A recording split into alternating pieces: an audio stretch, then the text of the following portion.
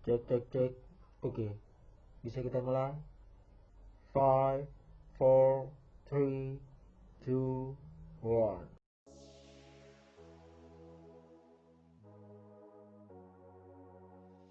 Assalamualaikum warahmatullahi wabarakatuh. Salam sejahtera untuk kita semua. Salam Om Swastiastu, Namo Buddhaya, salam kebajikan. Saya Lalu Sekretari Adiatna, mahasiswa Fakultas Hukum Universitas Mataram, dengan NIM D1A019298, ingin menjelaskan sedikit mengenai pajak bumi dan bangunan. Pajak bumi dan bangunan terdiri dari pengertian pajak bumi dan bangunan, subjek, objek, undang-undang yang mengatur tentang pajak bumi dan bangunan, serta tarif pajak bumi dan bangunan. Oke, yang pertama saya akan menjelaskan pengertian pajak bumi dan bangunan. Pajak bumi dan bangunan adalah pungutan atas tanah dan bangunan yang muncul karena adanya keuntungan dan kedudukan sosial ekonomi bagi seseorang atau badan yang memiliki suatu hak atasnya atau memperoleh manfaat daripadanya. Jika dilihat dari sifatnya, pajak bumi dan bangunan merupakan pajak yang bersifat kebendaan.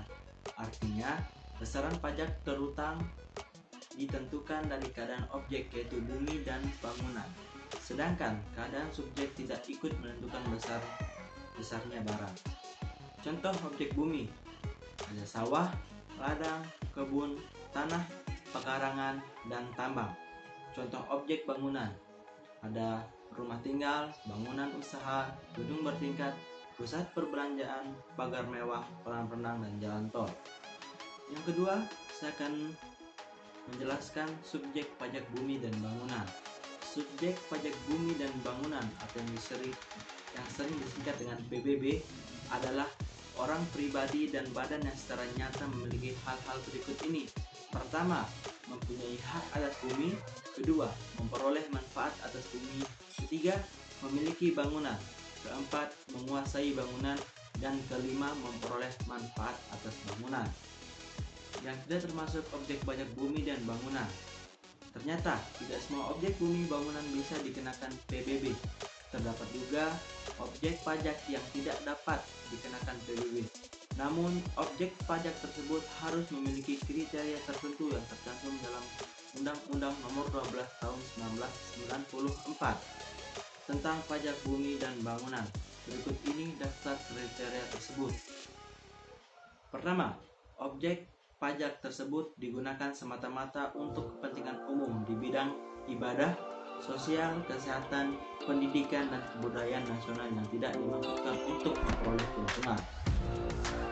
Berikutnya saya akan menjelaskan undang-undang yang mengatur pajak bumi dan bangunan. Pungutan atas PBB atau pajak bumi dan bangunan didasarkan pada Undang-Undang Nomor 12 Tahun 1994 tentang perubahan atas Undang-Undang Nomor 12 Tahun 1985 tentang pajak bumi dan bangunan.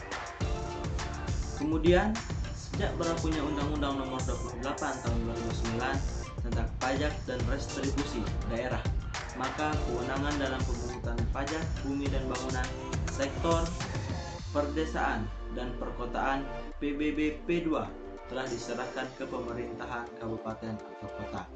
Sedangkan untuk PBB sektor pertambangan, perhutanan, dan perkebunan PBB P3 masih di bawah wewenang pemerintahan melalui Direktorat Jenderal Pajak atau DJP. Tarif pajak bumi dan bangunan. Tarif pajak bumi dan bangunan yang berlaku sejak dahulu hingga saat ini masih sama, yakni sebesar 0,5%.